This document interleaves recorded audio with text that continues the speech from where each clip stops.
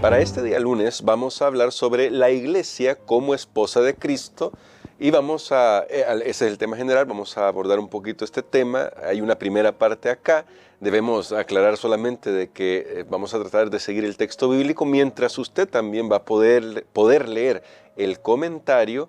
En nuestras publicaciones, tanto en Facebook como en YouTube, encontrará el comentario de la lección, pero vamos a aprovechar a nuestro pastor Dani Perla, que está con nosotros, para abundar en algunos otros aspectos que no son tocados de lleno en la lección. Así que vamos a orar pidiendo la dirección de Dios para este estudio.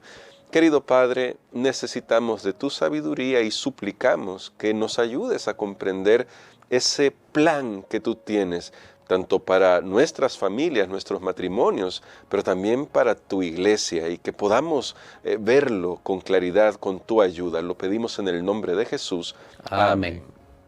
Para el tema de hoy, pastor, quizás parece un poco curioso cómo va mezclando un poco el apóstol Pablo estos temas, porque ha hablado de la sujeción de las casadas a sus propios maridos. Ayer usted ya introducía eso y vamos a abundar un poquito más.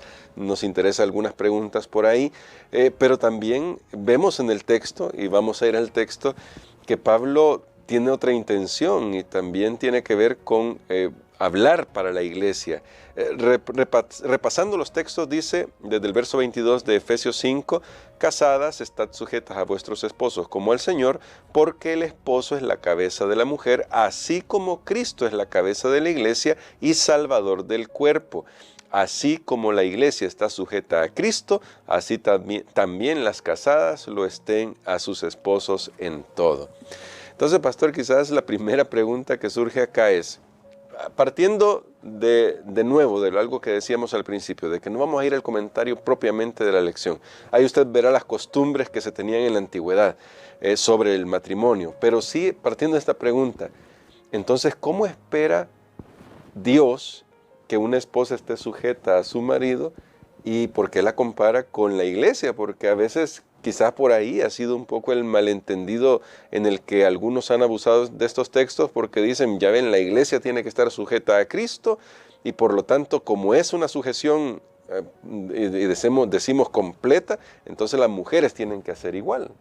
Muy bien, creo que es un tema bien importante. Recordemos especialmente este versículo, creo que es el número 23, bueno, desde el versículo 22 y el 23 han sido malinterpretados a veces por algunos hombres o algunas culturas donde el hombre quiere tener, digamos, un dominio ciego sobre la mujer, donde la mujer tiene que obedecer ciegamente a todo lo que el hombre dice.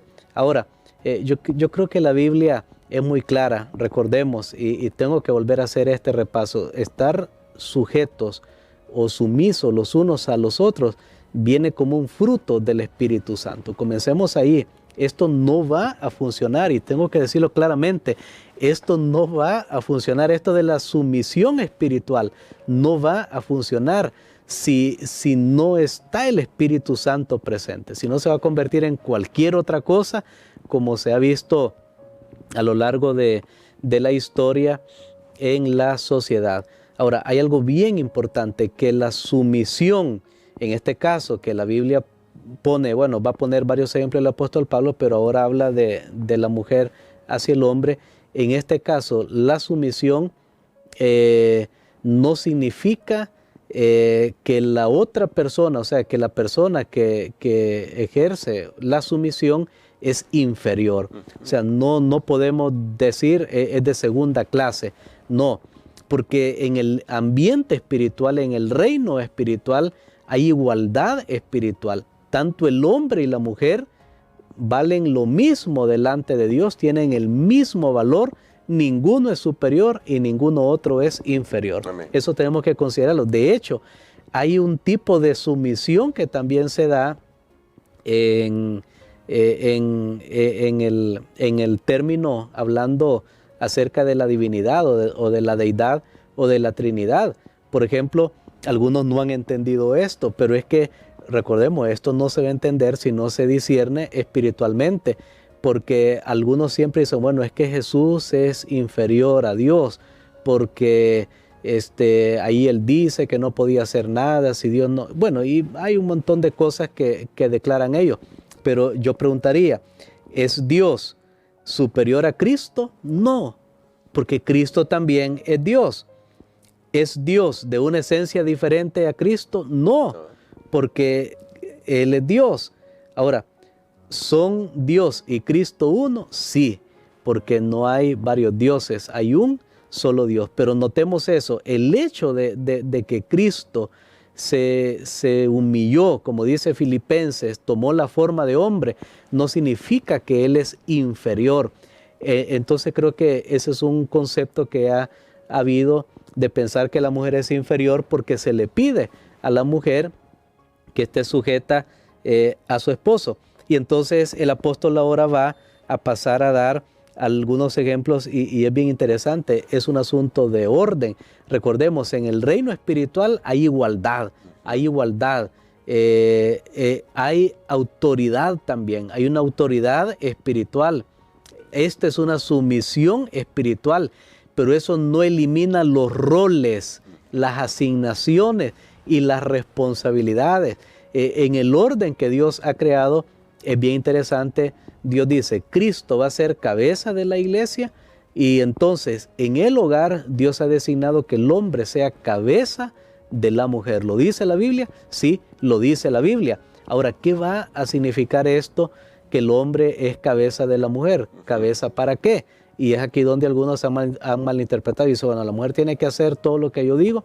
Ok, ¿cabeza para qué? ¿Cuál es la función de la cabeza en el cuerpo? Bueno, la función de la cabeza en el cuerpo es dirigir al cuerpo, es para cumplir un propósito, para poder cuidar. Por ejemplo, si yo voy caminando y veo que hay un gran hoyo y los ojos lo perciben, llega esta información a mi cerebro, están los pies ahí, ¿qué hace mi cabeza? Le da una orden a los pies, ok, tienes que ir en otra dirección. Noten, es para cuidar. Ahora, si el cuerpo no obedece a la cabeza, ahí también hay un problema, hay un problema, un cuerpo no está funcionando bien y habrán diferentes complicaciones. Entonces, Dios ha diseñado, y esto es bien importante que lo entendamos, hermanos, Dios ha diseñado que en el hogar, porque cuando hay dos personas, cuando tenemos ahí, ya sea en la familia, en una comisión, en una escuela, en una iglesia, en la sociedad. Cuando tenemos dos o más personas, alguien tiene que tomar el rol de liderazgo, de ser el primero, no pensando, porque yo soy superior, sino porque él va a moderar, va a guiar, va a conducir a todas las personas, tomando en cuenta, por supuesto, la participación de todos. Y tal vez para sorpresa de muchos, porque aquí no estamos yendo en contra del texto bíblico. El texto bíblico es claro, Cristo es cabeza de la iglesia, el hombre es cabeza de la mujer. Dios ha diseñado que en el hogar el hombre sea el protector, el que cuida, sea el guía, y que la mujer tiene que considerar su opinión. Se ve muy mal realmente cuando ahora una mujer dice, no, yo no me someto a nadie, yo para eso estudié, yo también puedo trabajar, entonces no tome en cuenta la opinión del esposo. Notemos, eso también sería otra desviación de lo que está diciendo el texto bíblico, porque el texto me dice que Dios le ha dado en este caso la preferencia al hombre para ser la cabeza, pero como veremos en los textos más adelante también, Cristo nos pone, usted lo mencionaba, ¿por qué habla de como que Pablo va mezclando del esposo y la esposa y ahora de la iglesia y Cristo? Porque entonces Cristo va a poner el ejemplo de cómo es que la cabeza tiene que actuar con el cuerpo. Tremendo, porque la verdad es que cuando uno comienza a analizar estas imágenes, pastor, uno ve que Pablo fue muy sabio, bueno, el Espíritu Santo lo utilizó para que pudiera usar la imagen del cuerpo, porque un cuerpo sin cabeza no es nada, y la cabeza sin cuerpo tampoco funciona. Es una unidad indivisible la que está tratando de presentar el apóstol Pablo. Y entonces, bueno, ya usted nos explicaba qué significaría que el marido se compare en este sentido con Cristo por el rol que va a ejercer, pero entonces cómo debemos mirar a Cristo. Especialmente esto es para los esposos que si tomamos el texto podríamos decir cómo ellos deben representar a Cristo en ese matrimonio. Bueno, me llama la atención y yo lo mencioné el día de ayer, que en este solo texto, en esta sección donde habla de someterse los unos a los otros, 3 veces se le pide al esposo que ame a su esposa. Veamos los versículos, el 25, el versículo 28 y el versículo 33. Muy bien, dice acá el 25, maridos, amad a vuestras mujeres, así como Cristo amó a la iglesia y se entregó a sí mismo por ella. Bueno, ya la norma ya está bien alta ahí. Verso 28, de ese modo el esposo debe amar a su esposa como a su mismo cuerpo. El que ama a su esposa se ama a sí mismo.